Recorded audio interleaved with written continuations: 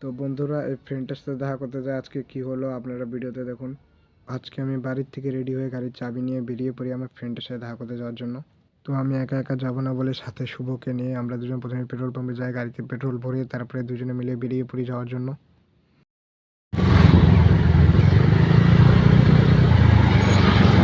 আমার এই ফ্রেন্ডটা আমাকে অনেক দিন থেকে বলছিল ওর বাড়িতে যাওয়ার জন্য, তো আমি টাইম পাচ্ছিলাম না, তো আজকে আমি যাচ্ছি। তো এখন গাড়ি শুভ চালাচ্ছে। তো বন্ধুরা, আমার ফ্রেন্ডটার বাড়ি হচ্ছে রানীডাঙ্গা, তো আমি এখনও বাড়ির সামনে চলে আসি।